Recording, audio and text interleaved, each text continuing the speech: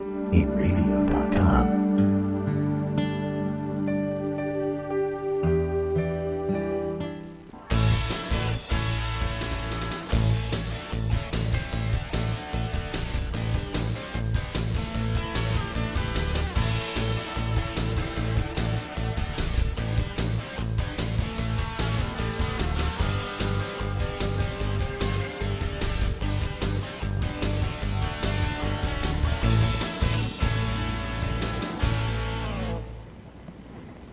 Hello again, everybody. This is Joe Larson, and you're watching the 505 on Racing Show.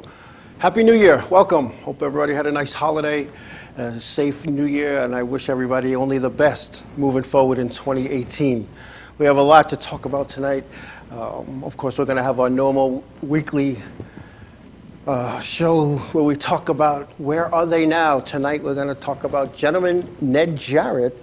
And we're also going to talk about Long Island's own Wayne Anderson, both champions in their own right. But we're going to start with Ned Jarrett.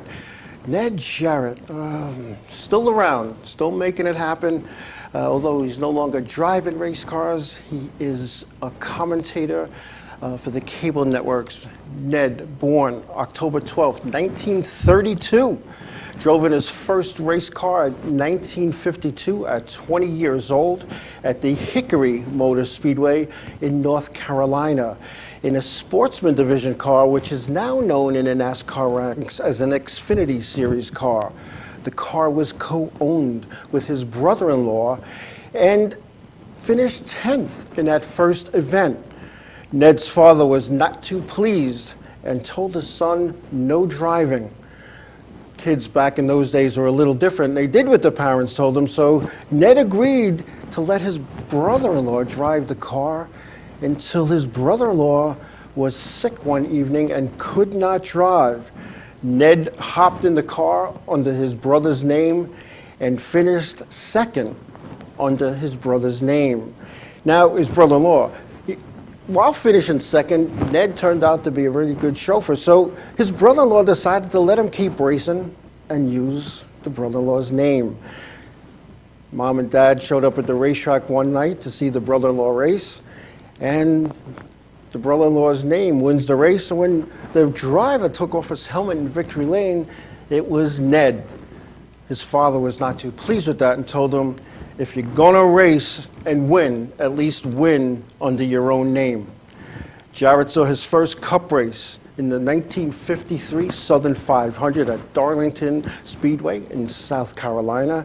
And Jarrett continued racing at Hickory during this time and won the track championship in 1955 and twice more in 58 and 57.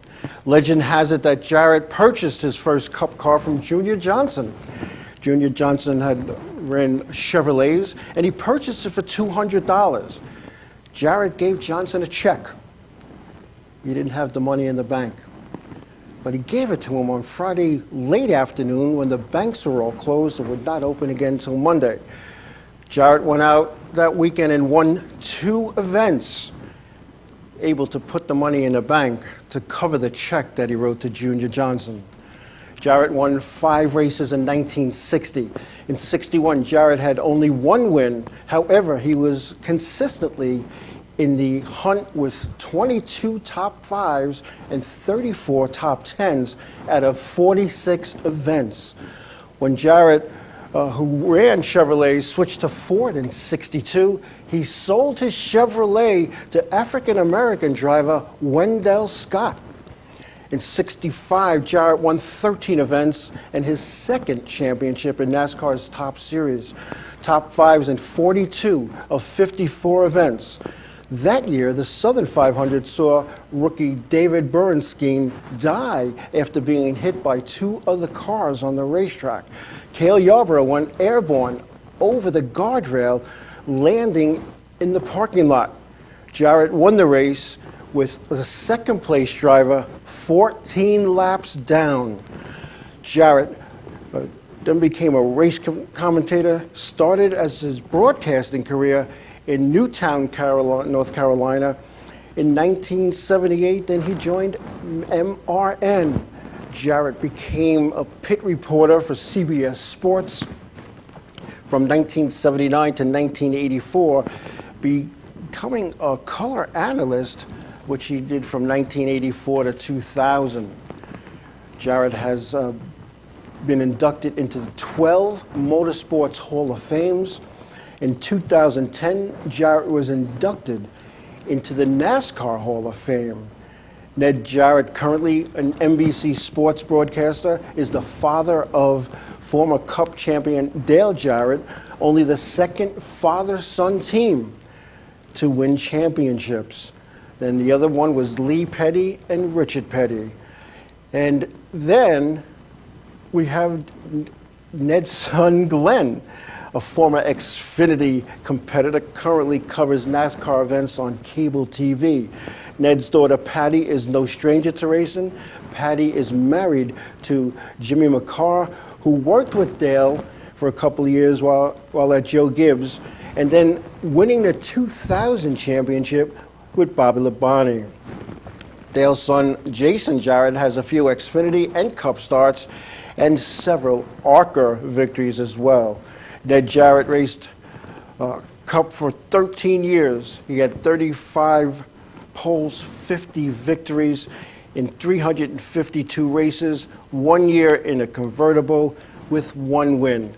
And gentleman Ned Jarrett, I have met him, I have spoken to him. The man is a gentleman. That's why he has the nickname Gentleman Ned. And there was a race way back when where Fireball Roberts crashed and was burned. And the first person to the scene to attempt to get Fireball out of the car was Ned Jarrett. He got him out of the car safely, and Fireball was hospitalized and later died from those injuries.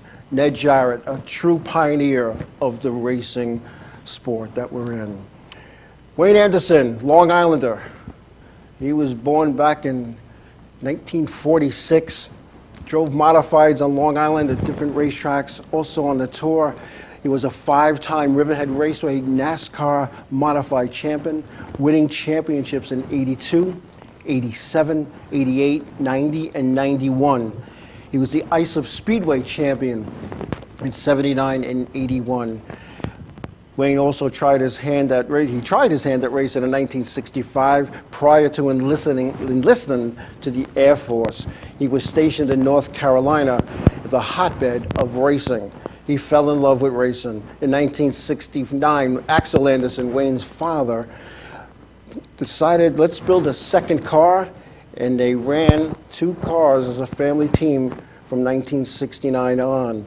When Wayne won the championship in '94 in the NASCAR Whelen Modified Tour, Wayne's father passed away that year and was unable to celebrate his son's championship at the annual NASCAR Modified Banquet. And then in 2006, Anderson was inducted into the Suffolk County Sports Hall of Fame here on Long Island.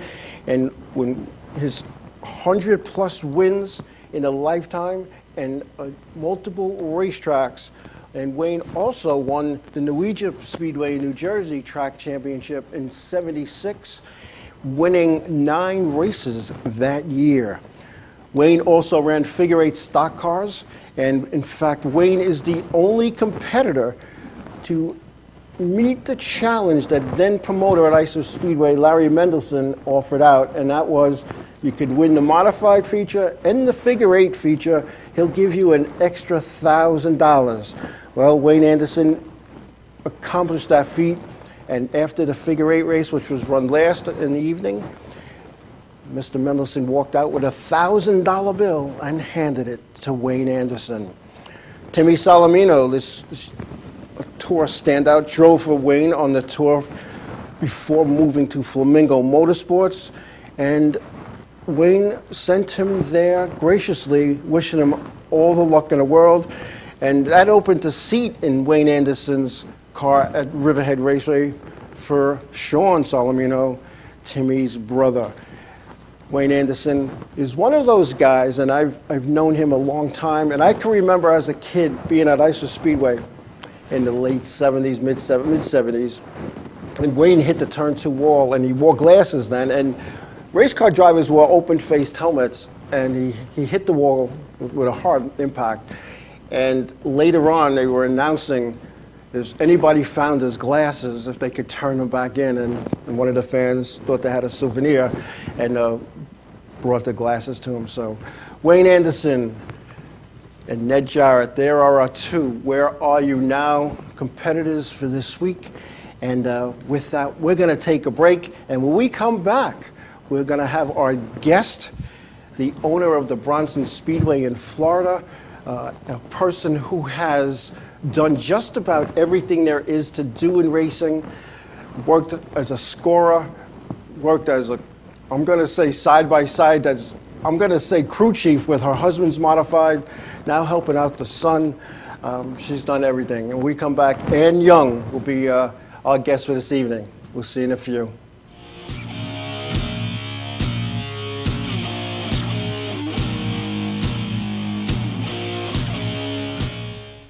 Hey, what's I said was gonna say what's up for some reason. Hey, we're Set It Up, and you're watching the Inravio TV network.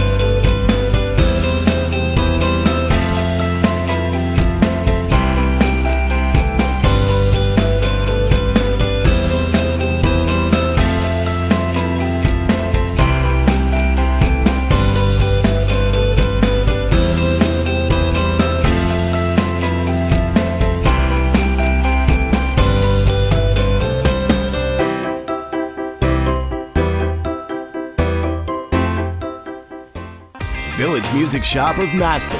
1-800-HEY-DUDE, your full-service store with personalized attention, school band instrument rentals and sales, music instruction on all instruments for all styles and age groups, for guitars, drums, amplifiers, PA systems, and accessories. It's Village Music Shop, 1495 Montauk Highway in Mastic. Call 1-800-HEY-DUDE or go to villagemusicshop.com. Hi there, this is Buddy from Less Than Jake, and you are listening to Inravio TV. You're probably watching it too.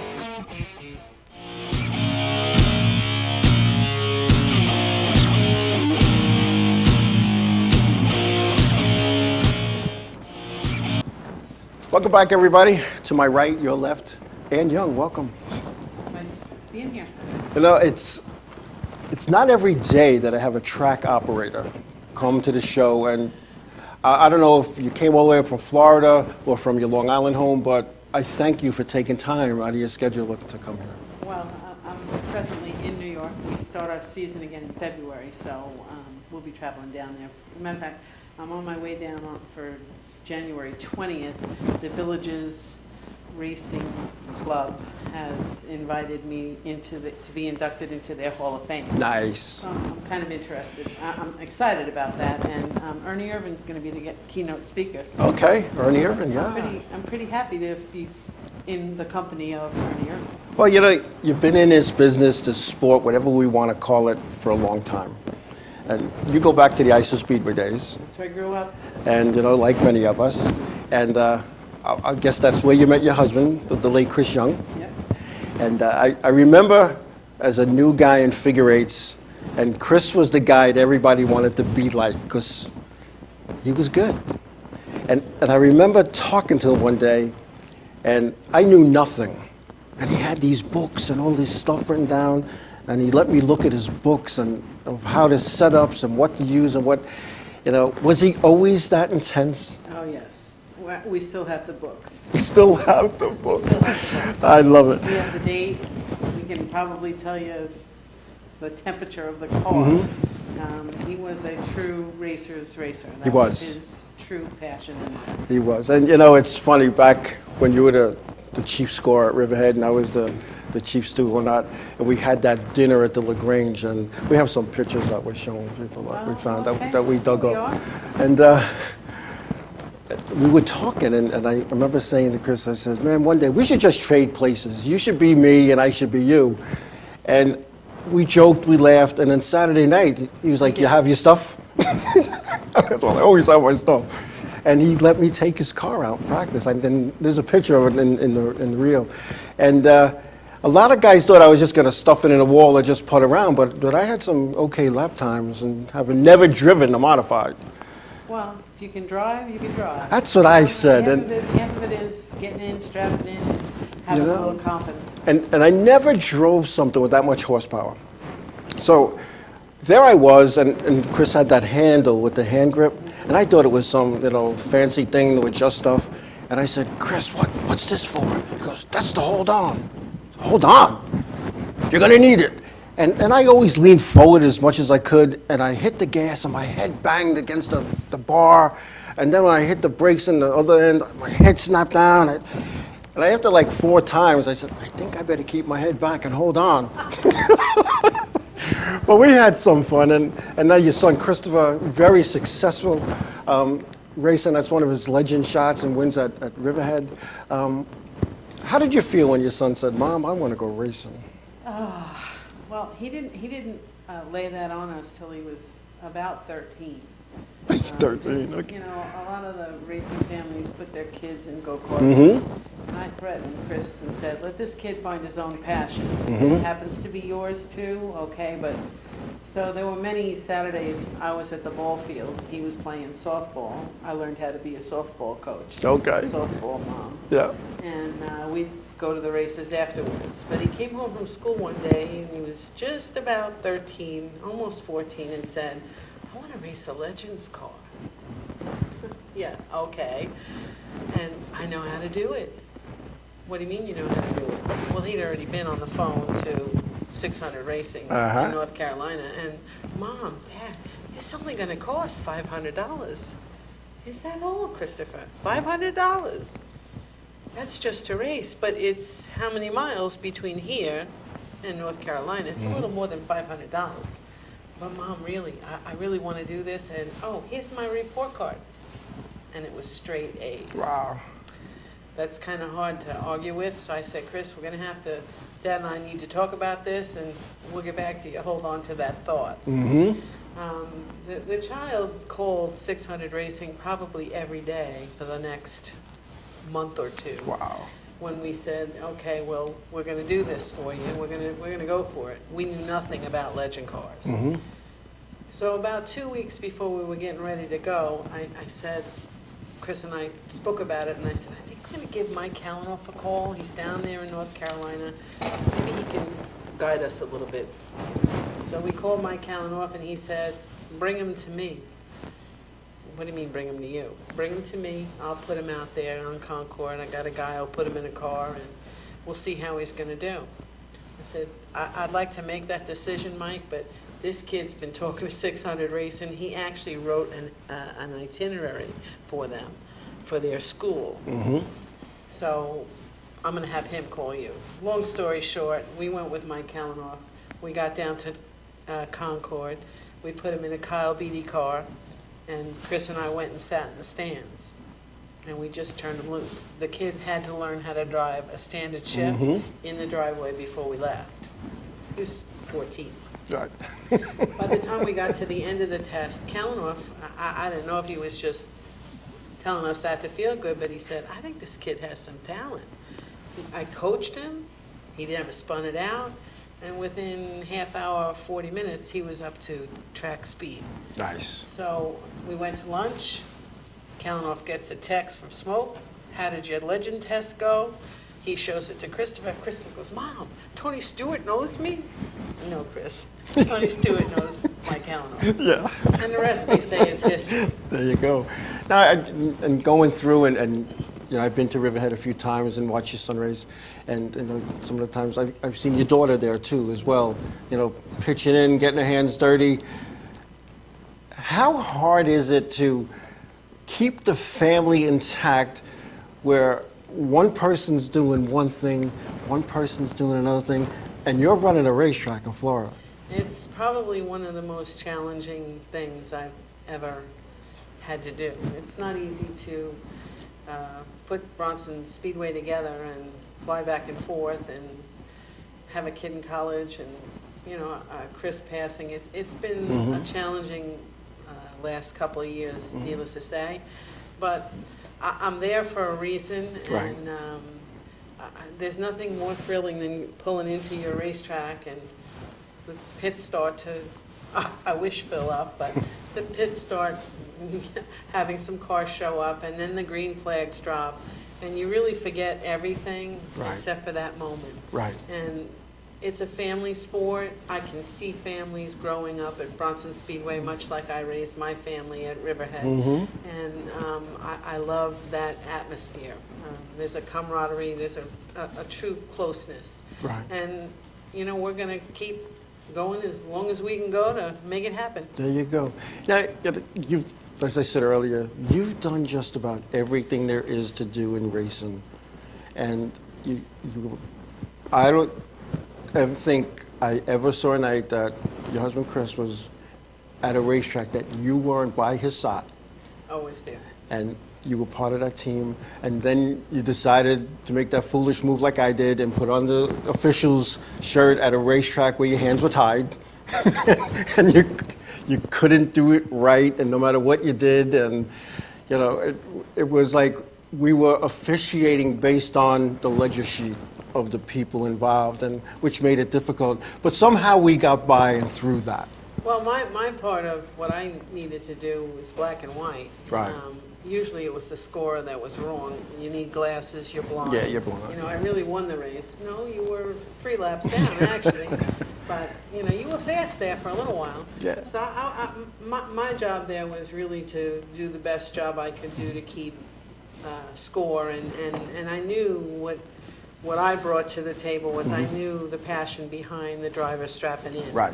So I wanted it right. And the team that who taught me the best, Morris Metcalf, God rest his soul. Yeah. You know, Thelma Featherston, she's still down there in Florida, you know, driving her golf cart around. Yeah. Judy Atkins, who just actually passed 2 weeks ago. Yeah. 2 weeks ago. They grew me up. I grew up there, and I loved what I was doing, and I wanted to give the best back. And that's kind of how it happens. Yeah. My other career happened to play a few roles in, I was an RN, I'm still an RN, and you know, there's been times where there's been some pretty nasty accidents, and some people actually got a few more years of life. Because of the training that I had. Right. It's not because of Ann Young. It's because of the training that I Yeah, have. okay. And, you know, when I see those people and I'm able to give them a hug and they come to Bronson Speedway, are you listening to me, Wayne Anderson? It's time for you to come to Bronson Speedway. I'm just thrilled that I was able to use the skills and the training that I had to preserve a life. Yeah, and I remember that night with Wayne Anderson where I heard somebody yell, "He's blue and he's not breathing," and then like an angel from heaven, you were like there. And you took charge of that whole situation. You kind of pushed the EMT guys out of the way, and if I remember correct, we paddled him. Oh, we did. Yeah. He had sudden cardiac Yeah. classical symptoms. And whenever I retell the story, I had just recertified my AED training for my job. And, you know, I tell Wayne this, that I don't know, had I not just done that training, if I would have went right to the AED, but I did. Bobby Bader was with me. I said, Bobby, go get me the AED. And I started CPR. I can remember Joette screaming, I don't want to see her do that. Right. But I cut his fire suit off. I didn't like that fire suit anyway, so I was kind of happy to cut it off. But we did defibrillate him, and he did wake up, and he said, "Man, I just told you I was a little weak. I want to get up." "No, you're not getting up, Wayne. You're not getting up. You weren't a little weak. I've been doing CPR on you. You're going out of this trailer feet first in that ambulance."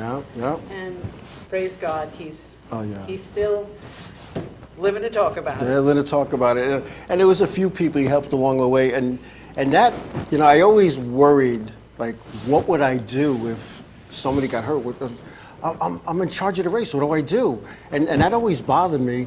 And anytime there was a situation, it was like, I'm telling you, it was like an angel swooped you out of the score box and threw you down on the racetrack. Well, everybody there, I grew up at that racetrack, and most of the drivers, if they started after I started or they were there forever, they were part of family, and it was what I was trained to do.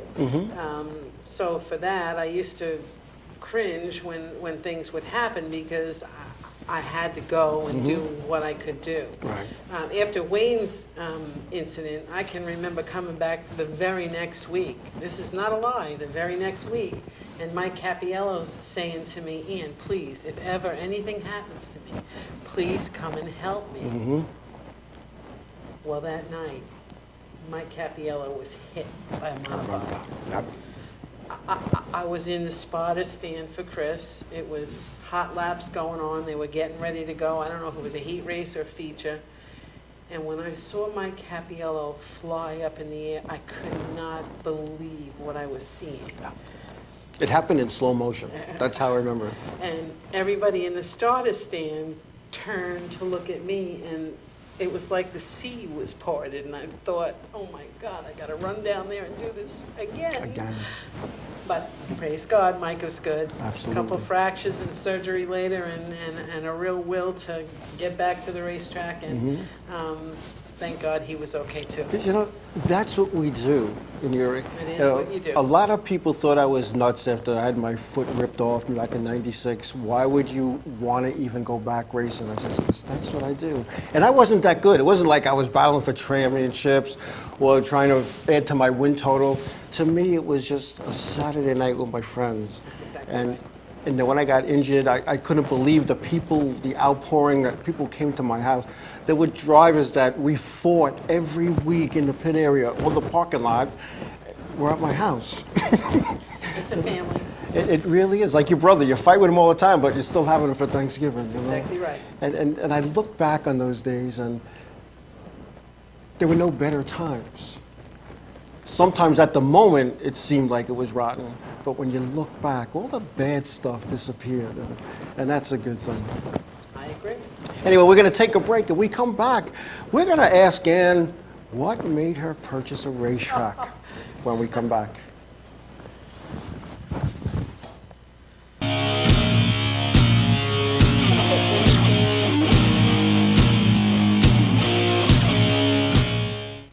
Hi, I'm Remington. I'm Emerson. And I'm Sebastian. We're Palais Royale, and you're watching Inravio TV. There we go. The world of advertising has changed. Radio, TV, and newspaper revenues have declined drastically. Why? Because businesses have realized that advertising return on investment isn't what it used to be. So what can we do about it? Well, that's easy. Advertise online. Own a local restaurant, real estate agency, or even a national retail chain? Whatever your business, Inravio can get your message out there. And we can do it at a fraction of the cost. Call today and see the difference for yourself. This isn't TV. This isn't radio. This is Inravio.com. Hey, this is Chris West Jake, and if Inravio.com spots you at an event wearing this bracelet, they will give you $100. Village Music Shop of Master. 1-800-HEY-DUDE. Your full-service store with personalized attention, school band instrument rentals and sales, music instruction on all instruments for all styles and age groups, for guitars, drums, amplifiers, PA systems, and accessories. It's Village Music Shop. 1495 Montauk Highway in Mastic. Call 1-800-HEY-DUDE or go to villagemusicshop.com.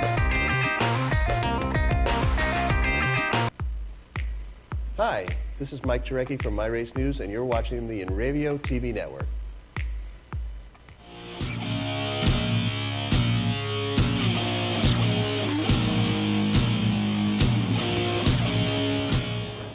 Welcome back, everybody. The question that many of us have, what made you and Chris decide we're going to go down to Florida and take this broken down racetrack and make it happen?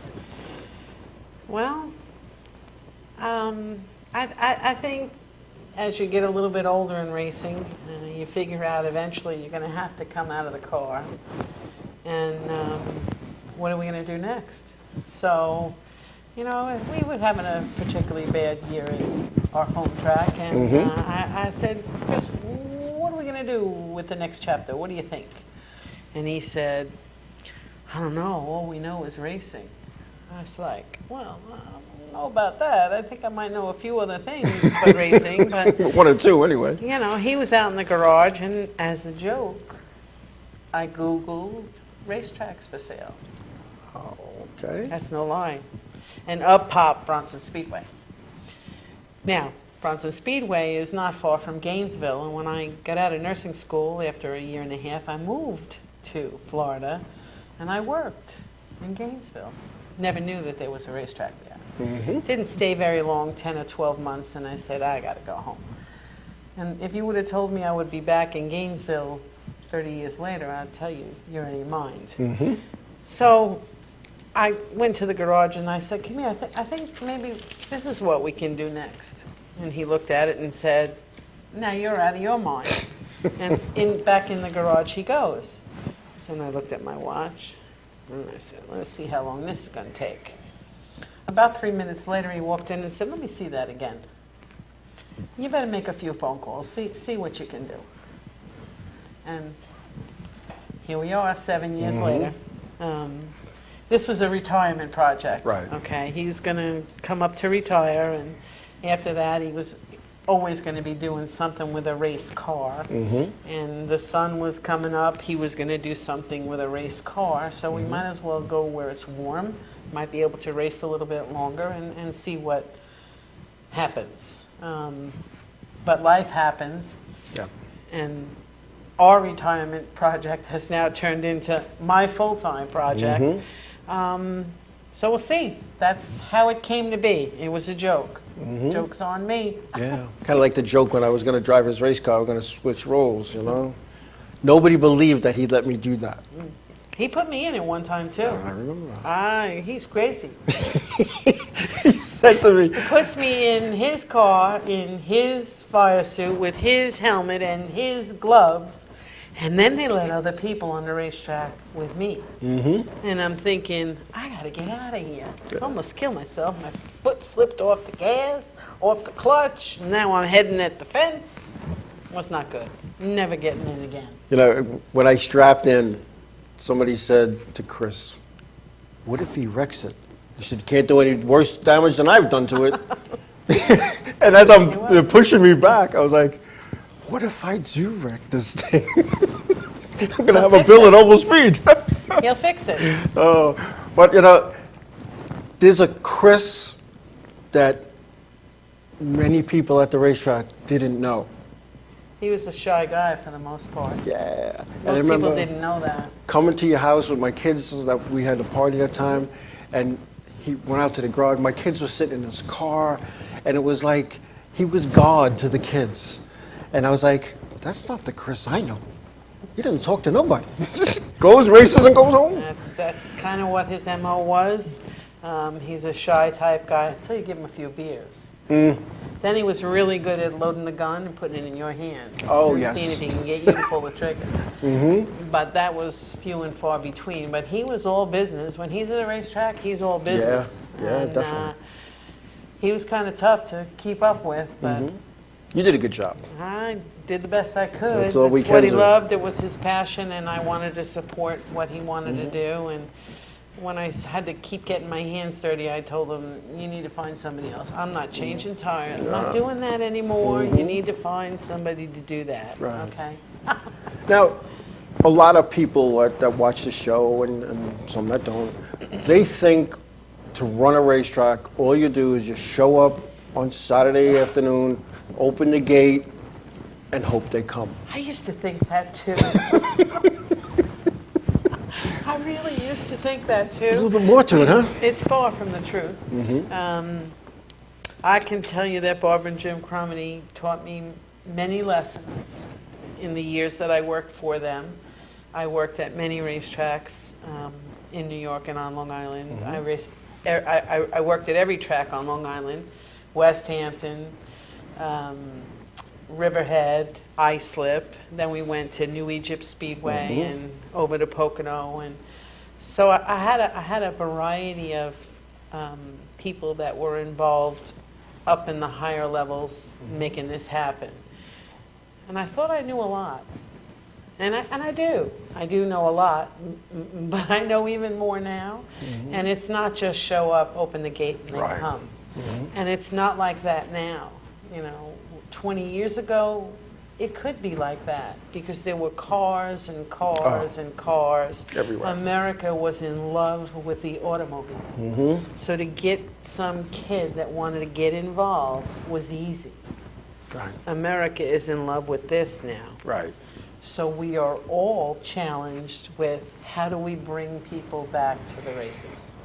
How do we get them excited to watch what goes on a racetrack? Right. We're all challenged with that. There's not one racetrack in the country that isn't struggling with getting people to come into the stands. Right. And to get the next generation driver, the local Saturday night driver. I used to tell my son, I still do, 43 cars start the Daytona 500. 43 out of the entire country.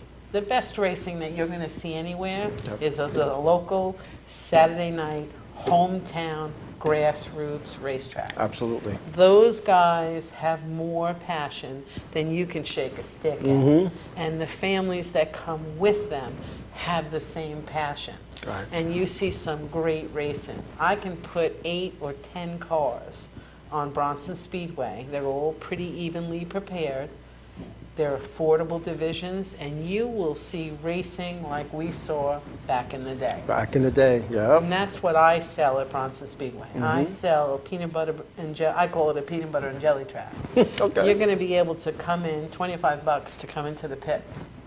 $12 to go in the front gate. If you're smart enough to watch Facebook, you probably can get in for $5. If your drivers, like my drivers, I hand them out my business cards and say, bring new fans. Here's $5 tickets.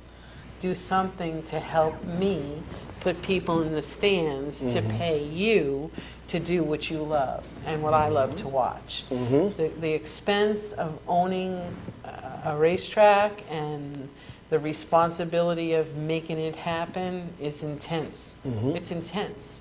But when you have a great Saturday night and you have a great race, that's why you get up on Sunday and say, we need to do it all over again. That's right. It's so true. And I've officiated at many racetracks across North America, Canada, Mexico, out west. And part of that was because I worked for NASCAR and I did Cup and Xfinity and the Camper War guys and the K&N and the Modifieds.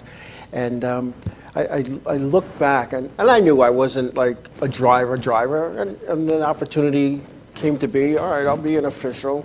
And I just wanted to be, at first, became an official because I was still on crutches and I still wanted to go to the races, but I didn't want to pay to get in. And then, unfortunately, Walt Detzel had that tragedy. And I was in the right place at the wrong time or the wrong place at the right time. And I was thrown into something that I had no desire to do. And It's a tough job. Everybody hated me. I know. I know they did. They hated me.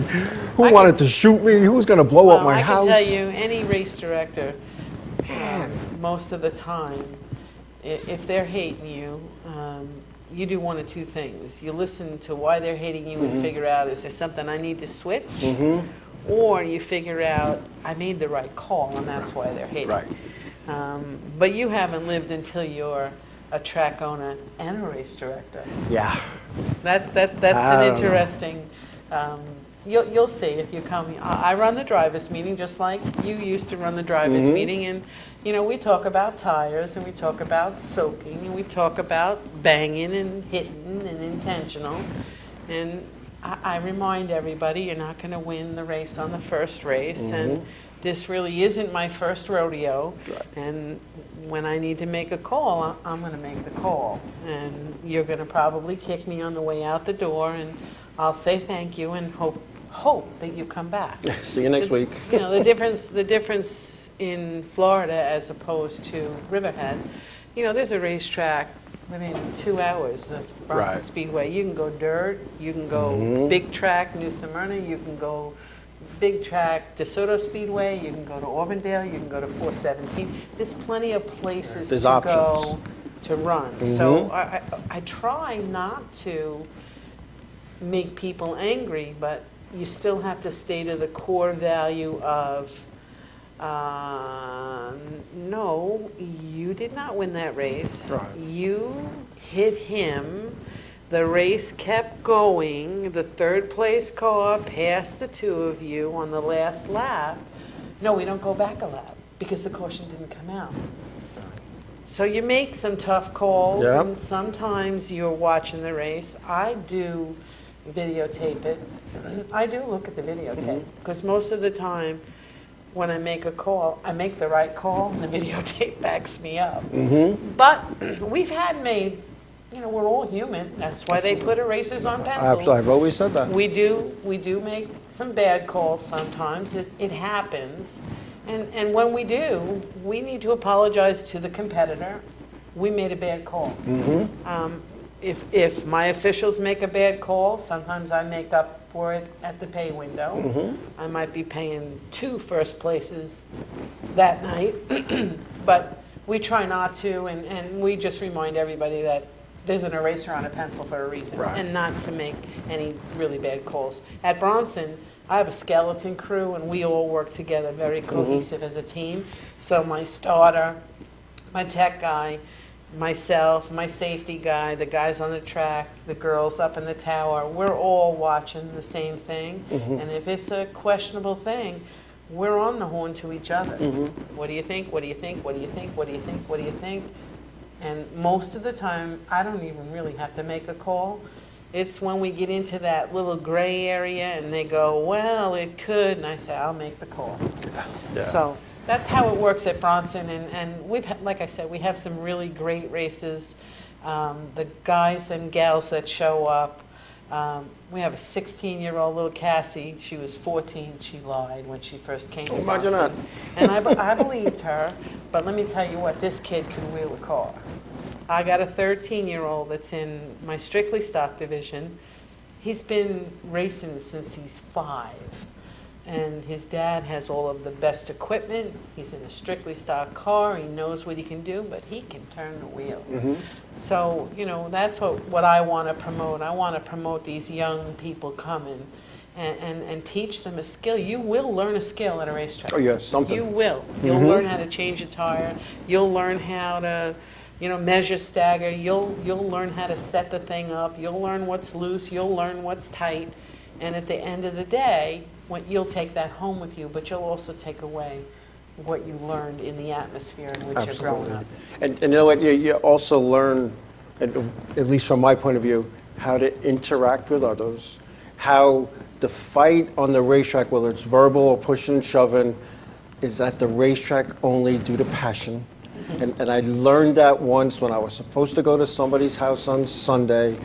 We had an altercation Saturday, and I didn't show up. And they called me. Where are you? I said, well, after last night.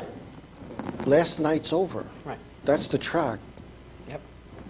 I want to see you in a half hour. And right. you do that. And nobody understood that. Did you just have an argument with that guy? You were told it? Yeah.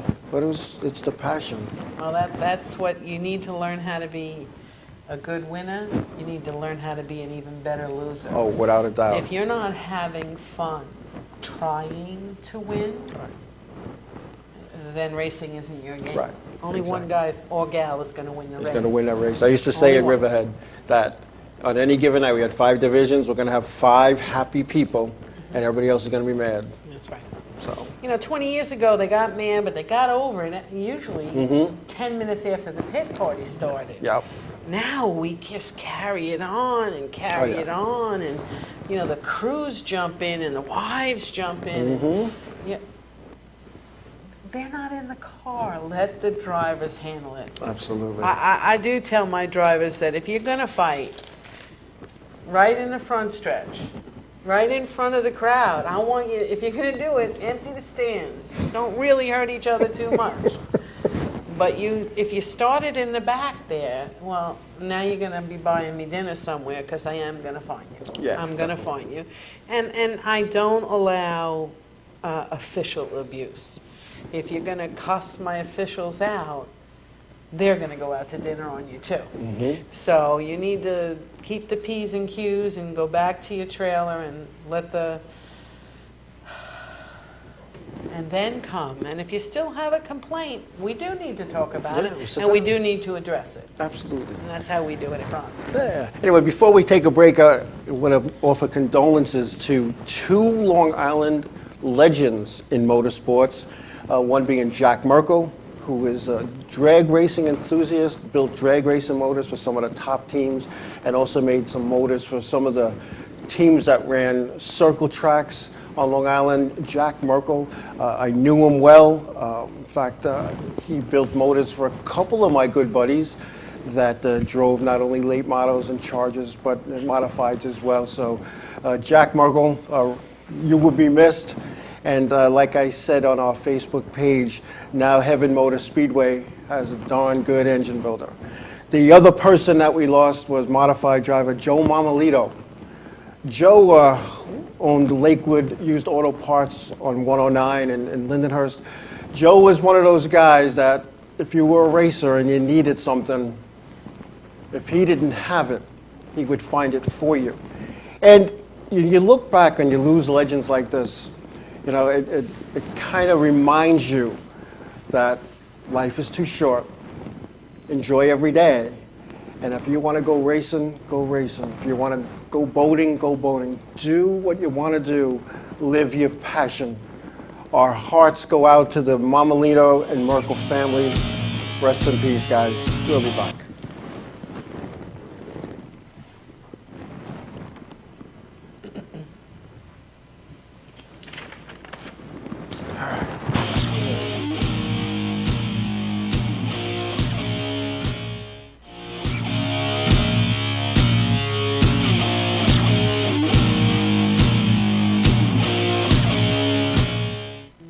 Hey guys, this is Jibs from Ocean's 8, Alaska, and you're watching Inravio TV Network. Hey, I'm Raoul Panther. And I'm Commander B. Hawkins. And I'm Richard Weller. We're some of the proto men. If we see you without this bracelet, you get punched in the But if you have this bracelet from Inravio.com, you can win $100.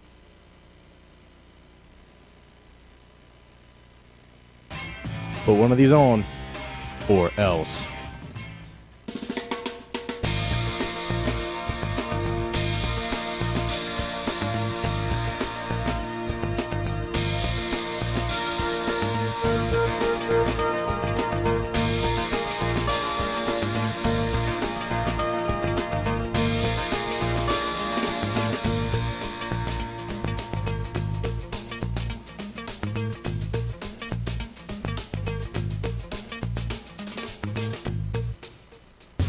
What's up, guys? This is Assuming You Survive, and you're watching Inravio TV Network.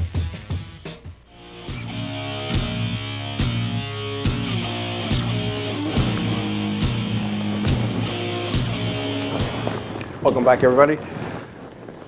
During the break, we were talking. You have some stuff coming up and during Speed Weeks, but you also had that race last year that you started. It was almost like the prelude to Speed Weeks. Tell us a little bit about that. This will be our 3rd annual. Last year was the 2nd one, and I really wanted, and even Chris wanted, to get the tour type modifieds to come to Bronson Speedway. The only time that they race in the state of Florida is during Speed Weeks. And in the past, they had raced on the Saturday as Speed Week started. Excuse me. But their New Smyrna Speedway schedule has changed a little bit. The K&N is now there on the weekend. So I said, let me bring them for Saturday at Bronson. They're coming from the north. They can pass me, because you have to come past Bronson to get to New Smyrna. You just make a little diversion. Yeah. And let's see if we can get them to come.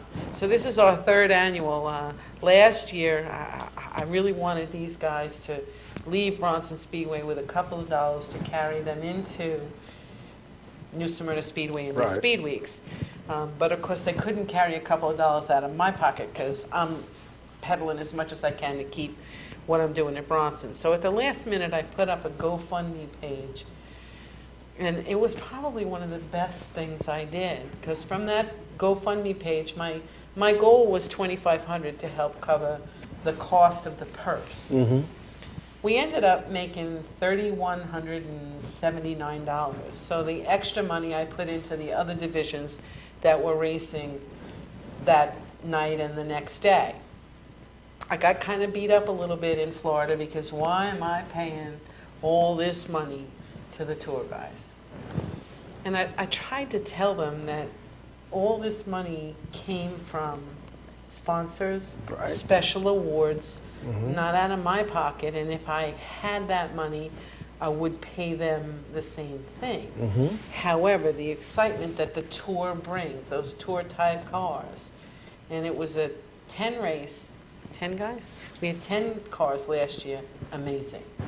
6 cars the years before, even amazing. Because of the guys that showed up, the way the cars go around Bronson Speedway, it's amazing. So this year we are doing the same thing. So I'm going to plug my GoFundMe, $20 for a lap. And if you sponsor a lap, I also give you a $12 grandstand ticket to come in and watch the race. So if you give me 20, I give you back 12. Somehow, it's a good deal. And everything that comes through the GoFundMe page will be paid to the drivers that are racing on Saturday and Sunday. So for example, last year, Jimmy Zacharias won the race. And Matt Hirschman and Ryan Priest put on a heck of a show up there in the front. But they tangled, and 3 and 4 came through. So Jimmy Zacharias from the GoFundMe initiative campaign had an extra $210 in his pocket, along with $490 that Bill Mitchell pledged for the guy that was leading the 49th lap. My heart was so warmed last year when Billy called me and told me he was going to do that. And he was Chris's longtime engine builder. Yes, he was. And friend. And friend. And he's still on the phone with his son today. Chris Very and good. Billy still exchange ideas. And on any given Saturday night at Riverhead, Billy's on like speed dial. So it's kind of nice. And so Jimmy really made out pretty good. Yeah. His crew chief got the winning crew chief award from Lou Maystreet, who had the award for Joe DeGangi, Yep. $150. And the GoFundMe put the other $150, because that was what the award was going to be from that money that was collected. My Race News sponsored $100 for the fastest crew chief, which was Hirschman's crew chief, Mike Stein. I'm not sure if I'm pronouncing it right, but he got that award. Robbie Cooper, Bronson Lube in Florida, sponsored the Fast Time Award. Hirschman got that. Brad LaFontaine from Northeast Race Cars, $100 for everybody, $100 gift certificate for Northeast for anybody that took a green in the race. So 10 Nice. cars got a $100 gift certificate. Charlie Pennington gave the Hard Luck Award. Ryan Priest got that. Bobby Mason, Aces Landscaping, got the Hard Charger Award, and Chris Young won that. Oh, nice. So Joe Lawson, Rookie of the Year, $100. I did do that, didn't I? You did, and Chris Young won it. Nice. So I got to thank you for that, Joe. You did many times already. It's up to us to thank the sponsors and the people that come and support the sport that we love. Want to make sure we got everybody. Billy, My Race News, Lou Maystreet, Bobby Mason, Pennington, Joe Lawson, Russell Goodale, and myself, Bronson Speedway, sponsored the Going the Distance Award. And that award is dedicated in memoriam to his wife Kathy and his son Keith, both who fought to live their lives and go the distance. Kathy succumbed to breast cancer. February 14th will be a year Kathy's gone. And Keith fought cystic fibrosis for his whole life. Right. So to be able to give a driver a Going the Distance award for me is an honor. And it's a way to remember that people who are healthy should never take their life for granted. But Kathy and Keith were both avid race fans, so I was so proud. That award is, again, coming back this year. Very good. It will be, Matt Hirschman won it last year, and the way that award works is if you have competed at Bronson Speedway's kickoff to Speed Week, and then you go to New Smyrna, the winner of my race is a guaranteed 5th place start in the Ritchie race. Now, that's not to say that you won't do better than 5th as a qualifying feature, but just the fact that Jimmy actually lucked out there too, because he hurt his car at Bronson and he got into a backup car. Oh, I think he even hurt his car at New Smyrna. And then he got into a backup car and still started 5th because he was the winner of the race. So Matt Hirschman at the end won the race, and I handed him a check for $1,000. So I'm proud to do that, and I was the most proud because when I was up in the booth at New Smyrna and Ben Dodge was announcing the race and he heard about the awards, he actually stopped and called me over.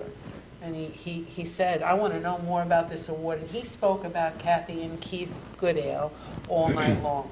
I had to let Ben know he'd been pronouncing the name wrong all of these years, that the name is Goodale, not Goodale. Goodale.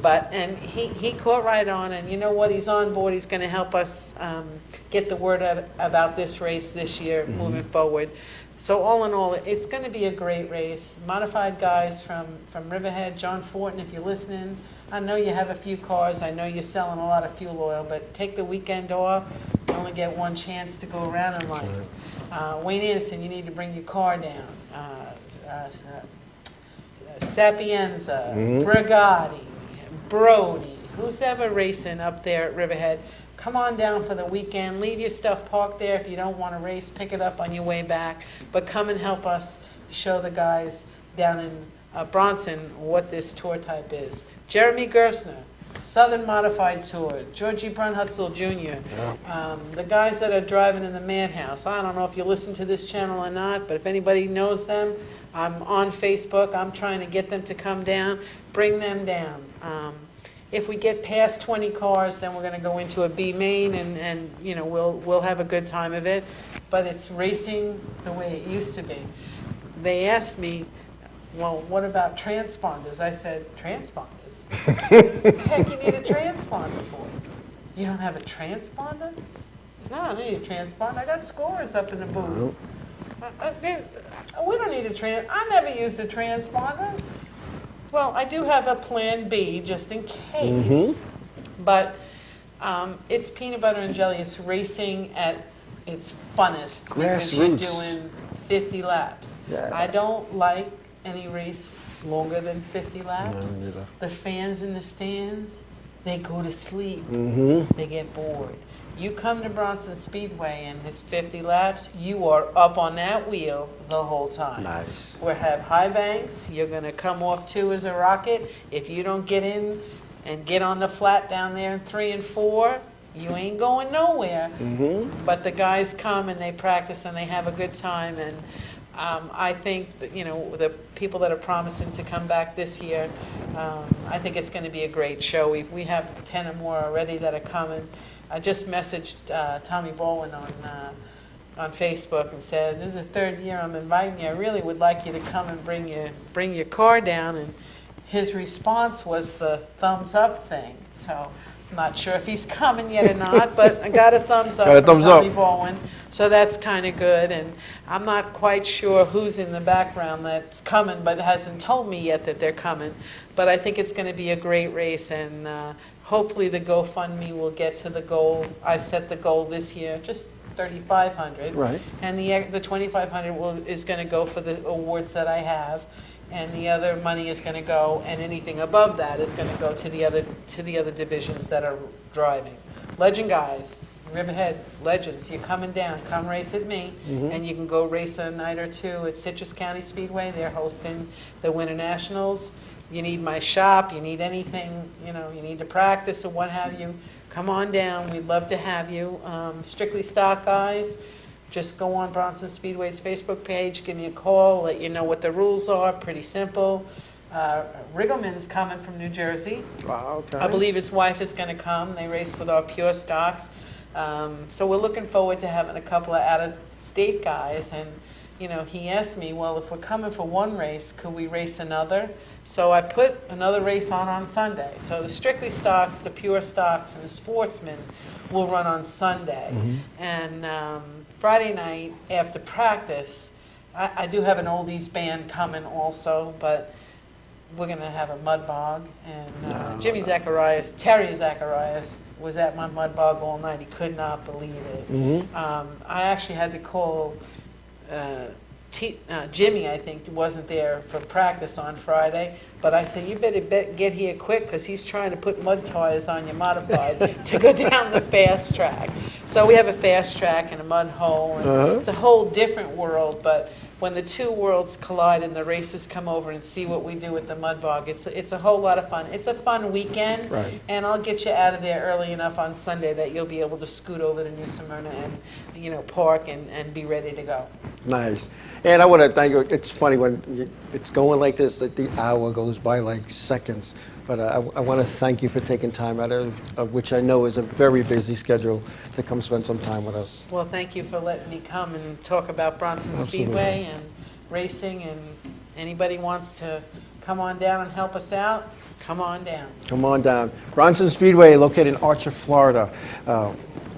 I haven't been there, but I have a feeling I'm going to make my first trip this year because I'm going to be down with the K&N team anyway, so I'm looking forward to it. And what's the date of that race again? That race is February 10th. February 10th. We'll have a test on February 9th, a race on the 10th, and the other guys will race again on the 11th. So my modified buddies that are out there, if you're off that week and you're going down anyway, make that little diversion off the highway on your way to New Smyrna and run that race. And if you're not off, if you're not coming, send me $20. There you go.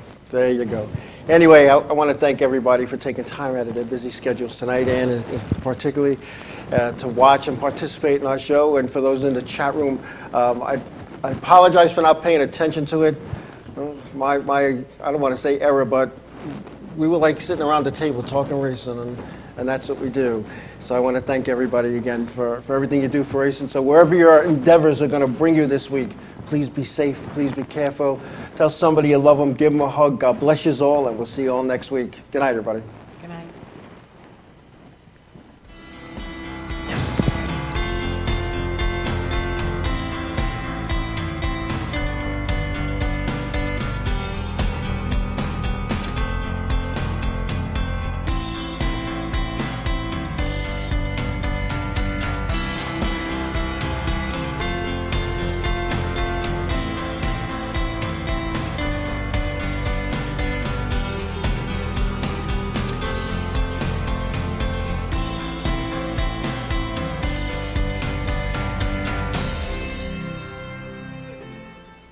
Inravio.com.